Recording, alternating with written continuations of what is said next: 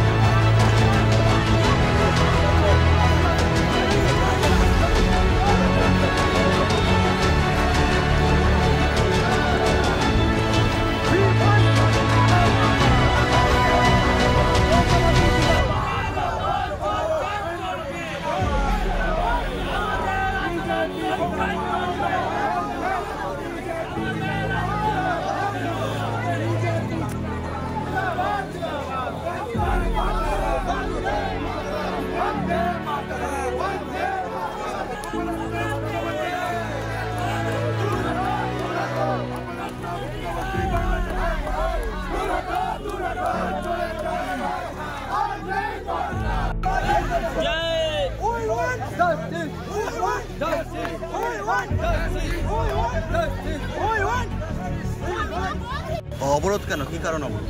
অবশ্যই আপনারা সকলেই জানেন আর্জিকর নিয়ে পুলিশ প্রশাসনকে কীভাবে কাজে লাগাচ্ছে মুখ্যমন্ত্রী। আমরা মুখ্যমন্ত্রীর মুখে শুনেছিলাম ফাঁসির দাবি চাইছে, তিনি দাবি জানাচ্ছেন, কিন্তু আমরা ভুলে যাচ্ছি কামদুনিতেও তিনি ঠিক এই মানসিকতাই পোষণ করেছেন। পরবর্তীকালে আমরা যেটা দেখলাম যে সরকারের একটা অংশ ওই যে নারকীয় ঘটনা ঘটিয়েছিল তাদের ছাড়াতে ব্যস্ত, এমনকি আজও পর্যন্ত আমরা কিন্তু ফাঁসি দেখলাম না কামদুনি।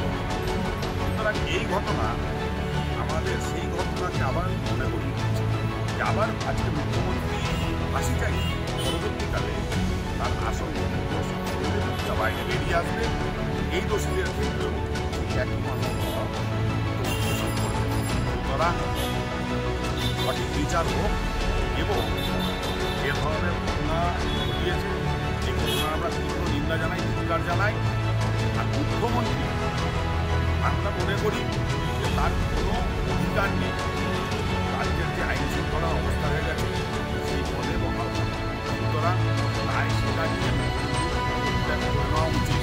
আমরা সেই দাবিতে রাস্তায় নেমেছি এবং আমাদের তার সঙ্গে এটাও আমাদের কেন্দ্রীয় সরকারের কাছে দাবি থাকবে যে পশ্চিমবাংলায় এর আগেও আমরা বলেছি, এখনও বলছি, পরিবেশ স্বাভাবিক নেই, সরকার এই রাজ্য চালাতে ব্যর্থ, এখানে অবিলম্বে রাষ্ট্রপতি শাসন জারি করা। পুলিশের সাথে একটা ধস্তাধস্তিও হলো দেখলাম। পুলিশ এখন পুলিশের মধ্যে নেই। পশ্চিমবাংলার পুলিশ তৃণমূলের ক্যাডারের ভূমিকা পালন করছে। তৃণমূল মুখ লজ্জায় রাস্তায় নামতে পারছে না, পুলিশকে রাস্তায় নামিয়ে দিচ্ছে, পুলিশকে লেলিয়ে দিচ্ছে বিজেপি কর্মীদের উপর আক্রমণ করার জন্য। তৃণমূলের যে সকল নেতারা আজকে এই ঘটনাটাকে ভেতর দিয়ে সমর্থন করছে, আমরা কিছুদিন আগে উদয়ন গুহর একটা মন্তব্য আমরা শুনেছি, মহিলাদের কটূক্তি করে মন্তব্য করেছে। তো এই ধরনের তৃণমূলের নেতারা ভর্তি রয়েছে ওই দলে। সুতরাং এই নেতাদেরই এই ধরনের মানসিকতা রয়েছে যে বিজেপিকে কোনোরকমভাবে রাস্তায় নামতে দেওয়া যাবে না, তাই তারা সরাসরি আসতে পারছে না। মহিলারা জুতোর বাড়ি মারবে তাদের মুখে, যার কারণে পুলিশকে সামনে লেগে পথে নামছে। তারা বিরোধীকে স্তব্ধ করার জন্য পথে নামছে। আপনারা এটা ভালো করে বিশ্লেষণ করে দেখবেন, তারা বিরোধী কণ্ঠরোধ করতে চাইছে, এইভাবে বিরোধী কণ্ঠরোধ হবে না, প্রতিনিয়ত আওয়াজ বাড়বে, এর থেকে বৃহৎ আন্দোলনে যাবে।